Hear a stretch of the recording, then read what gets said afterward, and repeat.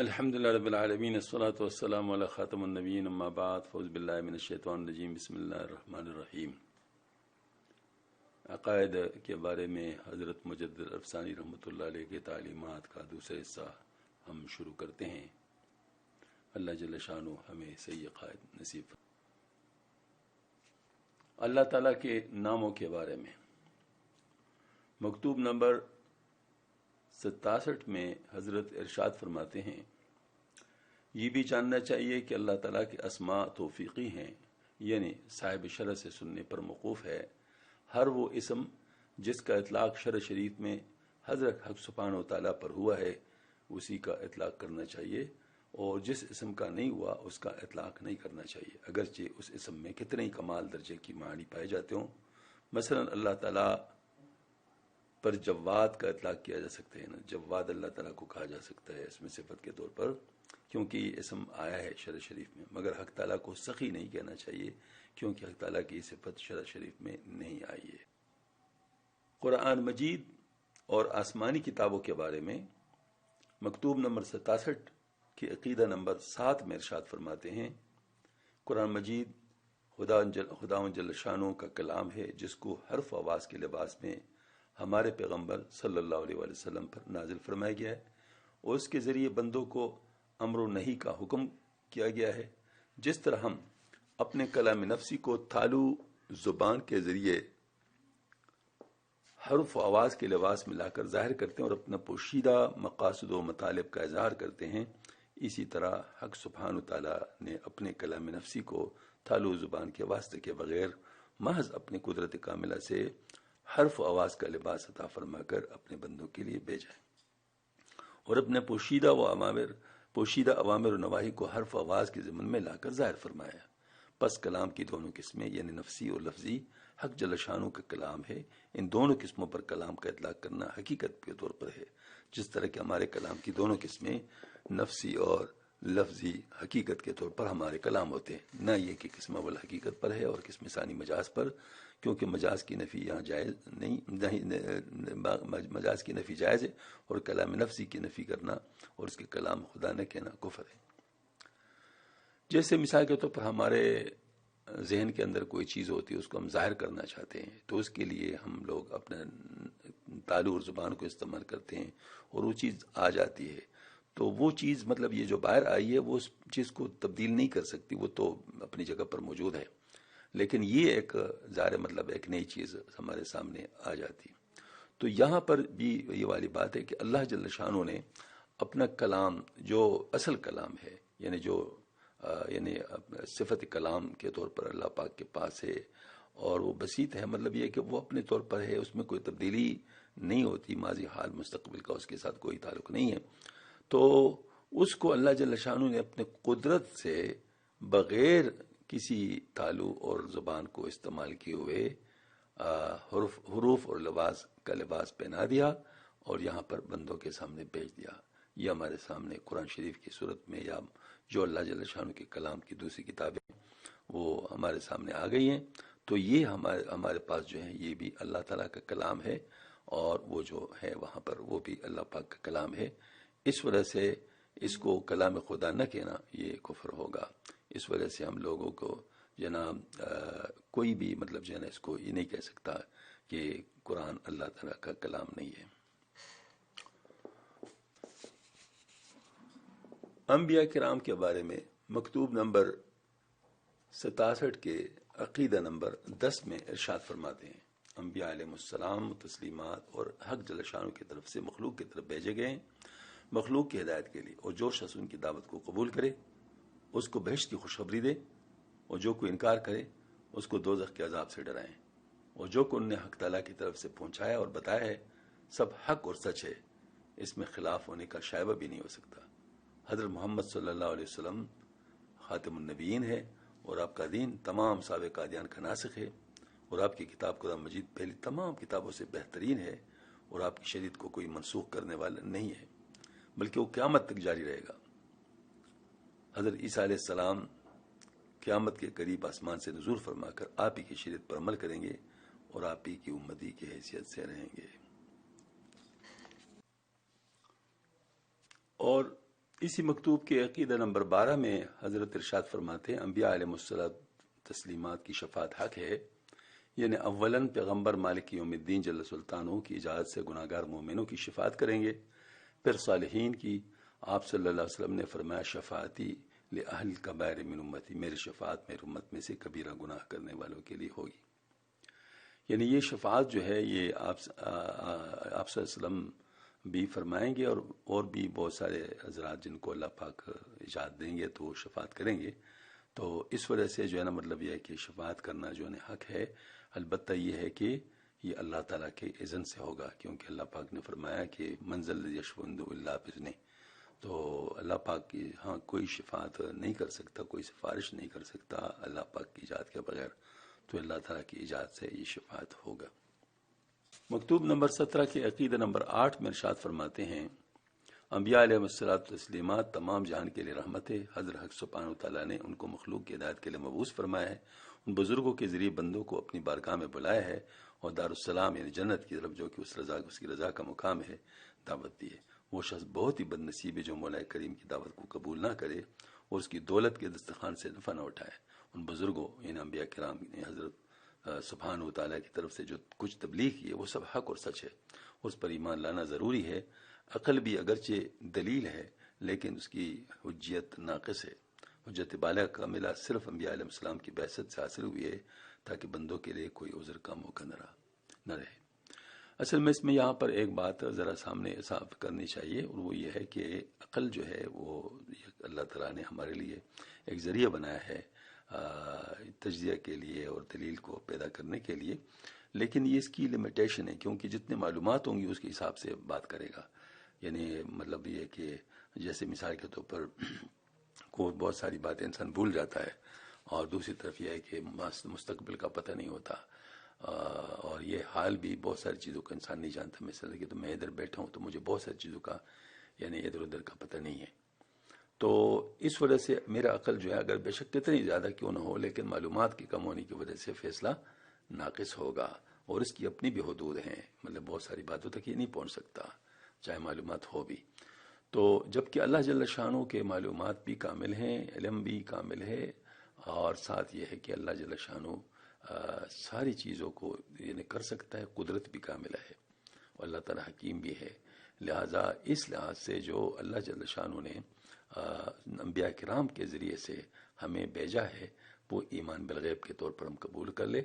وہی اصل میں ہمارے لیے سب سے بڑا ساز ہے، اور یہ جو عقل ہے اس کو ہم اس کی روشنی میں استعمال کر سکتے ہیں۔ انبیاء میں سب سے پہلے حضرت آدم علیہ السلام آئے ہیں، ان میں سب سے آخر اور سب سے آخر آپ صلی اللہ علیہ وسلم ہیں، لہٰذا تمام انبیاء علیہ السلام پر ایمان لانا چاہیے اور سب کو معصوم اور رازگو سمجھنا چاہیے۔ ان بزرگوں علیہ السلام میں سے کسی پر ایمان نہ لانا تمام انبیاء کرام پر ایمان نہ لانے کے برابر ہے، اور عیسیٰ علیہ السلام جب آسمان سے نزول فرمائیں گے تو خاتم الرسول علیہ السلام کی شریعت کی اتباع کریں گے۔ حضرت خواجہ محمد پارسا رحمۃ اللہ علیہ جو نے یہ ایک ہمارے نقشبندی سلسلے کے بزرگ گزرے ہیں، انہوں نے اپنے تحقیق میں یہ ارشاد فرمایا، اپنی کتاب ہے ان کی فصول ستہ، اس میں معتمد روایت سے حضرت نے نقل کیا کہ عیسیٰ علیہ السلام جب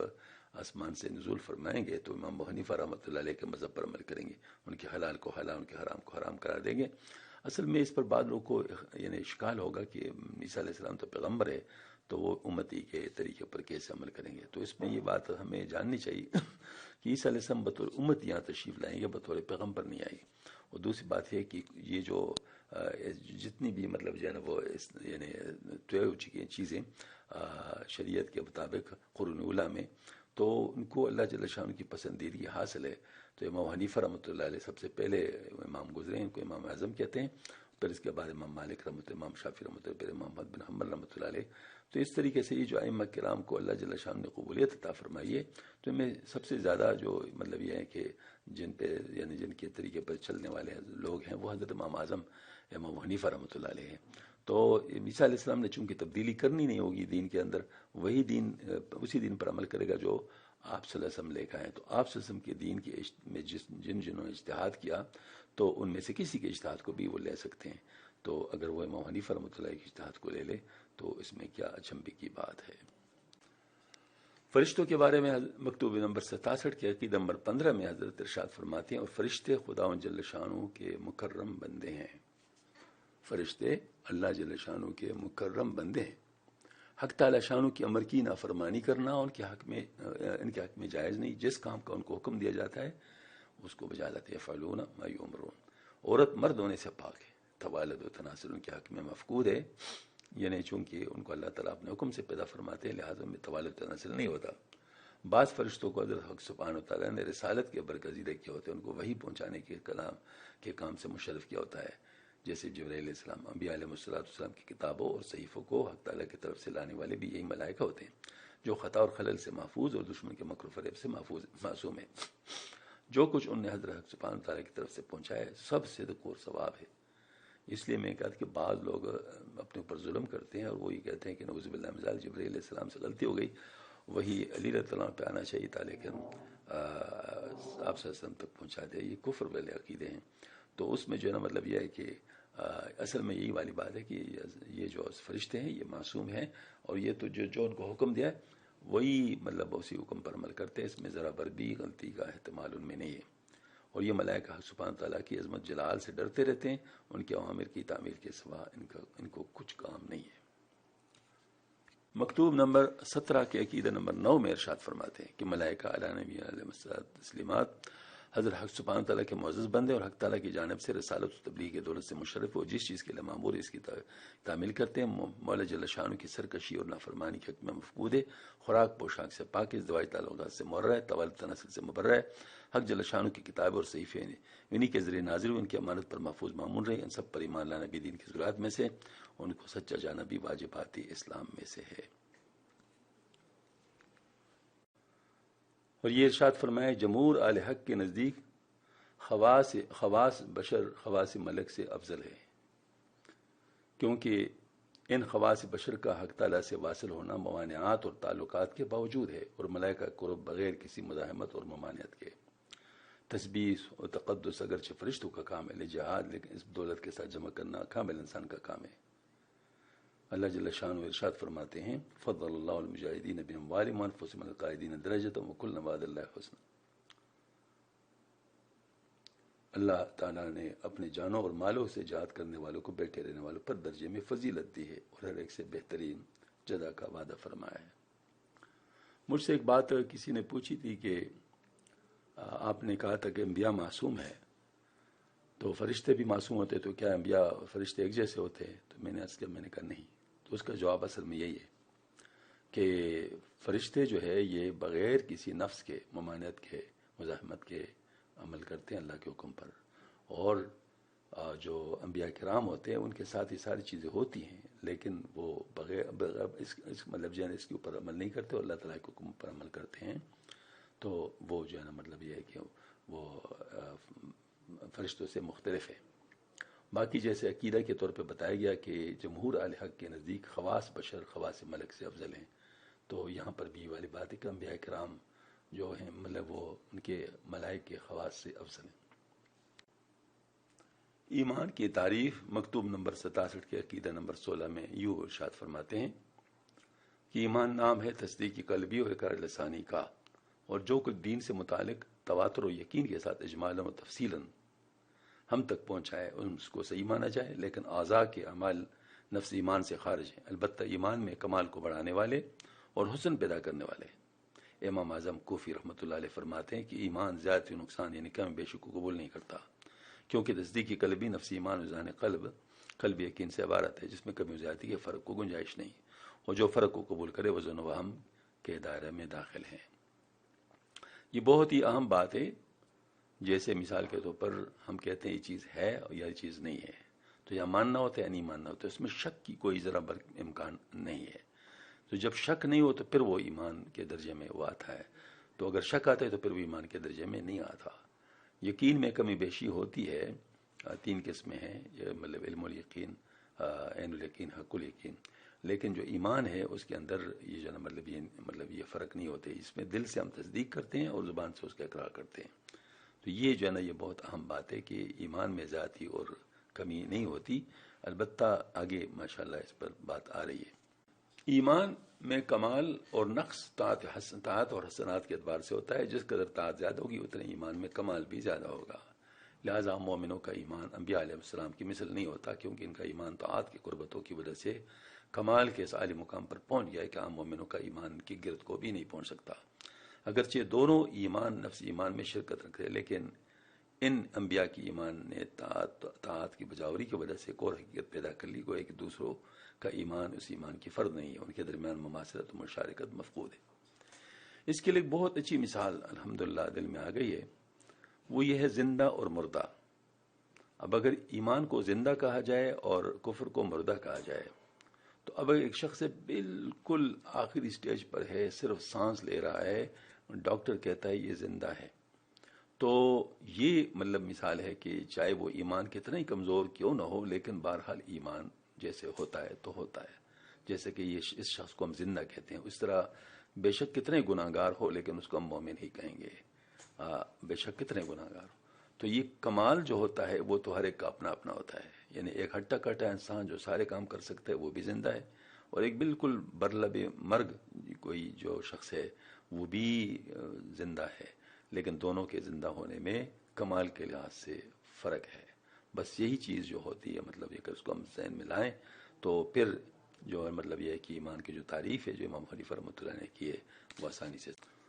اگرچہ عام انسان نفس انسانیت میں انبیاء علیہ السلام کے ساتھ شریک ہے، لیکن دوسری کمالات کی وجہ سے انبیاء علیہ السلام بہت بلند درجات پر پہنچے اور ایک ہی حقیقت حاصل کی، گویا کہ حقیقت مشترک انسانی میں وہ اعلی مرتبہ میں ہیں، بلکہ انسان وہی ہے اور عام لوگ نسناس یعنی بنماز کا حکم رکھتے. امام اعظم رحمۃ اللہ علیہ فرماتے انا مومن حق کا،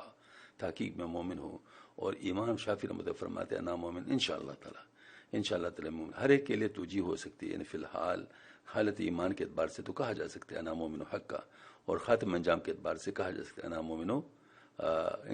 مومن انشاءاللہ. لیکن یہ قول جس وجہ سے بھی کہا جائے، بہر صورت انشاءاللہ کہنے سے اجتناب کرنا بہتر ہے. اس کی وجہ یہ کہ اصل میں تعریف چونکہ ایمان کی ہے کہ وہ شک سے بالکل پاک ہونا چاہیے، تو انشاءاللہ کا جو لفظ ہے اس میں جو ہے نا مطلب یعنی امکان نہ ہونے کا بھی پایا جا سکتا ہے. تو ایسی صورت میں ظاہر مطلب ایمان کے معاملے میں اس کو نہیں لانا چاہیے. جیسے مثال کے طور پر کوئی قسم کا ہے کہ میں یہ نہیں کروں گا انشاءاللہ، تو ایسے یہ وہ نہیں ہوگا مطلب تو اس وجہ سے انشاءاللہ کا جو لفظ ہے ایسے موقع پر نہیں کہنا چاہیے، بلکہ کہنا چاہیے کہ میں ضرور کروں گا. اپنی طرف سے آپ کا ارادہ ہے، اگرچہ بعد میں ہو یا نہ ہو یہ تو آپ کے بس کی بات نہیں، لیکن آپ کے جو بس میں ہے ارادہ کے لحاظ سے وہ تو آپ کو کامل درجے میں کرنا چاہیے.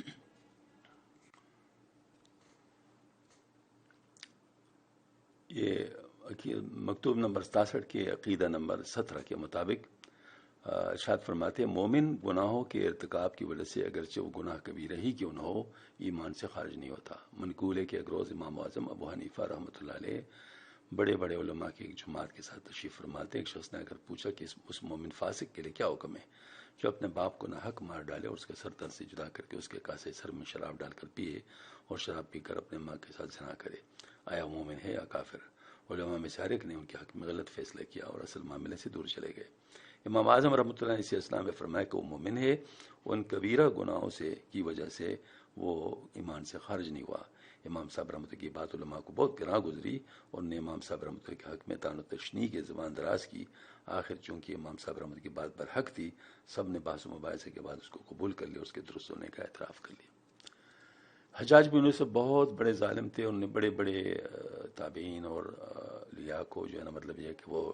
شہید کیا تھا اور بڑے ظلم کیا ہوا تھا اور کیا کیا اس نے کیا تھا، لیکن ان کے پیچھے صحابہ کرام نے بھی نماز پڑھی تھی. تو اس کا مطلب یہ ہوا کہ ان کو مومن سمجھتے تھے، تبھی تو ان کے پیچھے نماز پڑھی تھی. تو اس سے پتہ چلا کہ گناہ کبیرہ سے کوئی شخص مطلب کافر نہیں ہوتا، البتہ کفر کے قریب ہو سکتا ہے. اللہ تعالیٰ ہماری حفاظت فرما دے.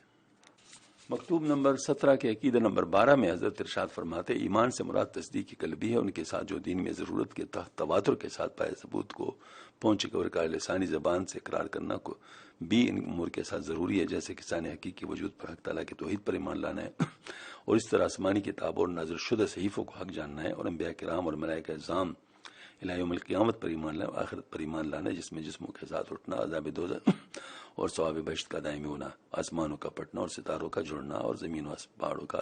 ریزہ ریزہ ہونا ہے۔ اس سے پتہ چل رہا ہے کہ مطلب